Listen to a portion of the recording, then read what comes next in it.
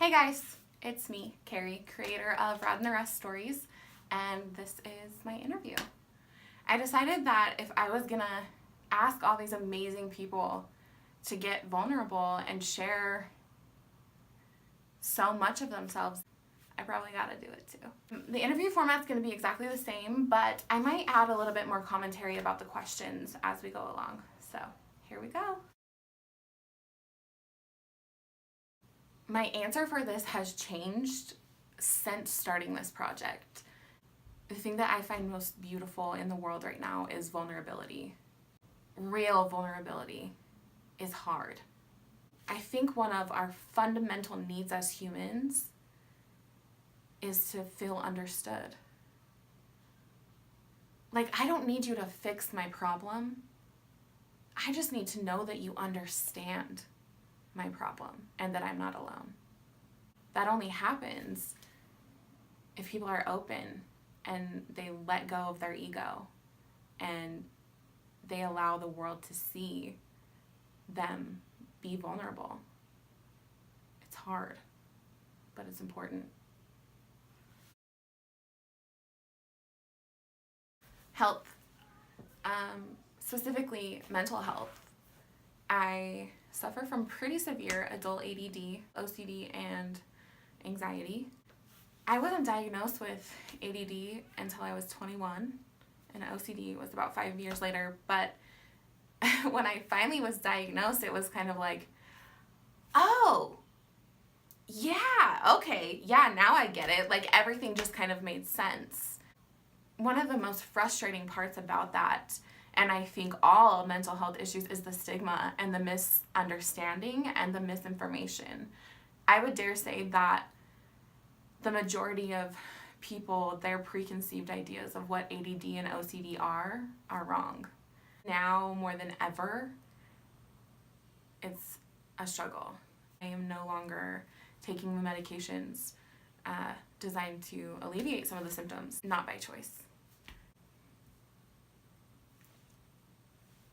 2 days after I gave birth to my son, I ended up in the emergency room with peripartum cardiomyopathy, heart failure. Luckily, I'm here, and most of the complications associated with that are gone. Unfortunately, I am still left with a few, and because of that, I am not able to take the medications that I previously took. Now living with it untreated, it's kind of a nightmare. I think I kind of have a love-hate relationship with it. You know, I know that there's aspects of it that make me who I am, and most of the time it's fine and I can laugh about it or just accept it, but there are those times when it's just hard and it sucks and I want to be normal.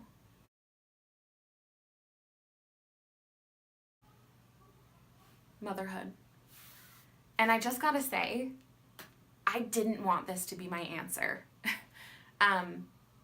Because I think it's so expected. I think as women, we're expected to kind of let go of ourselves when we become a mom. And I disagree with that. You know, when a woman has a child, she's no longer this woman, she's now this child's mom. And I think that's wrong. I think that women should hold on to their own identity. When I had a child, everything that made me the person that I am today didn't just fall away. I'm still her. I just have a kid now. It's okay to still hold on to that identity. It's okay to still have goals and ambitions and dreams. You were a whole person before you brought this beautiful child into the world, and you're still a whole person. Sure, you might have wider hips and saggier boobs, but you're still you. So I didn't want it to be my answer, but facts are facts. First, it kind of solidified the notion that the world doesn't revolve around me. And I mean, I had heard that rumor kind of my whole life, but I never really paid attention to it because it was absurd. You know, once they handed me my baby, there was no denying it. The world does not revolve around me. The other way it changed me, I think, was the stillness of motherhood, which might sound totally backwards, But, because usually motherhood is chaos and crazy. But, you know, when it's just you and a newborn and they sleep a lot, it's quiet. The mundane or the monotony of the everyday, when there's not always something new and exciting to distract you from your own reality. My life before was fun and crazy and chaos, and I was always going, and it was never still or calm or quiet. And I think it's because I was avoiding my own thoughts. I honestly don't think up until that point I had really sat and listened. Sometimes it's hard to be confronted with your own thoughts and take a long, hard look in the mirror and say, ugh, yikes, I don't really like a lot of that. But I think it's necessary for growth, obviously. Self-reflection is necessary.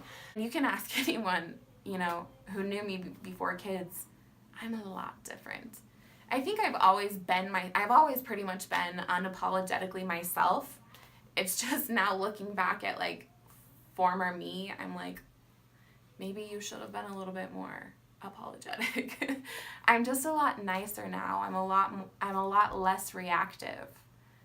I mean, I still have a long way to go, but I think we all do. My greatest triumph: maintaining my own personal integrity in an environment that would much rather me be a completely different person. This isn't a conversation about religion, but a culture. Because where I live, it's not even about the religion. It's not even about this system of beliefs that you have. It's a culture here. And for a lot of people, it's hard, you know, to stand and boldly say, I am worthy of love. I am a deeply spiritual individual. And no, I'm not a Mormon. That's hard. And I've done it. I've done it without alienating myself or my loved ones, without anger. I'm really proud of that because it's not easy. And I see people struggle with it every day. This isn't unique to me or where I live. There's always pressure on people to conform and be something they're not. And I'm really proud of the fact that I didn't.